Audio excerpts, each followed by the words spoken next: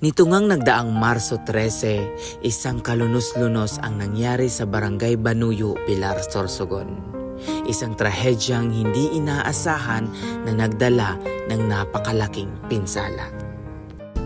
Dahil sa pangyayaring yon, tayo ay gumawa ng simpleng aksyon na alam nating makakatulong sa kanila. Nag-post nga ako nitong nakarang araw sa aking social media account na Calling for Donations. Maraming tao ang nag-contact sa akin na gusto nilang tumulong o gusto nilang magbigay ng kanilang mga damit na hindi na ginagamit pero mapapakinabangan pa.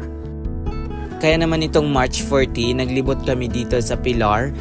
Nag-pick up kami ng mga donated clothes galing sa mga nag-message sa akin. Kasama ko nga dito ay ang SK Chairperson ng Barangay Daon na si Miss Ella Reverente na siyang may-ari nitong sasakyan.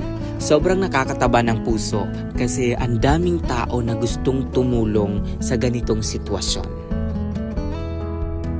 Halos mapuno itong kotse ni Mamang Ella dahil sa dami ng mga nagbigay ng kanilang kasuotan. Maghapon nga kami dyan nangolekta ng mga nagbigay ng tulong dito lang sa Pilar. Around Pilar lang yung pinick up namin kasi yun lang ang aming kaya. Hindi na namin kaya yung napakalayo. Marami nag-contact sa akin. May Ginobatan, may Barcelona, may Tiwi Albay at marami pang iba na hindi naman namin kaya ma-pick up. Kaya ibinigay na lang namin sa iba't ibang organizations na nagtulong din. Lahat nga ng nakolekta namin ni Mang Ella sa buong maghapon ay dito muna namin dinala sa kanilang bahay, dito lang yun sa Barangay Dao, upang mas madali ang pagdala sa Barangay Banuyo.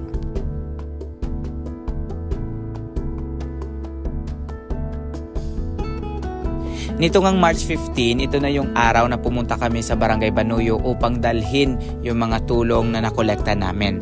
So ayan, kasama ko nga pala dyan ang SK Federation ng Pilar.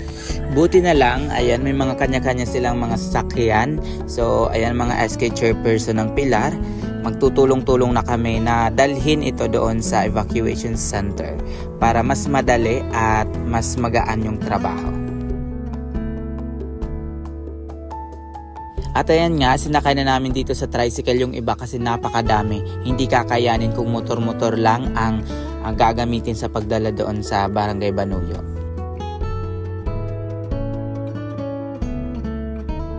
At eto nga, papunta na kami sa evacuation area. Kasama ko ang SK Pilar.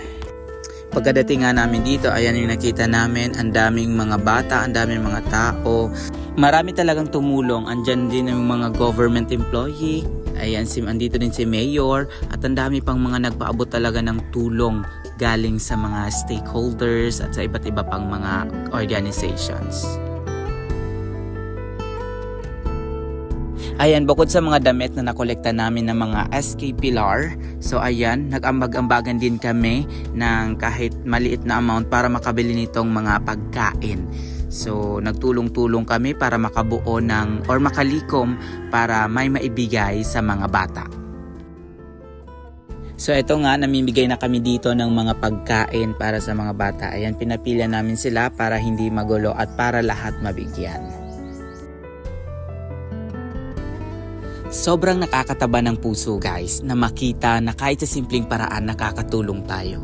Kahit ayan, hindi man malaki yung nadala namin na tulong para sa kanila, at least may nagawa kami kahit simpleng aksyon. Yun ang napaka-importante sa ating lahat.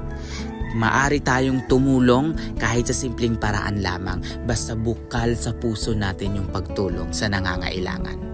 So ayun, maraming salamat sa mga nagpaabot ng kanilang tulong. Hindi ko na kayo maisa-isa pa kasi ang dami nyo, kaya maraming salamat po sa inyong lahat. So para sa mga gusto pang magpaabot ng kanilang tulong, bukas po lagi ang Barangay Banuyo sa anumang tulong na inyong ibibigay.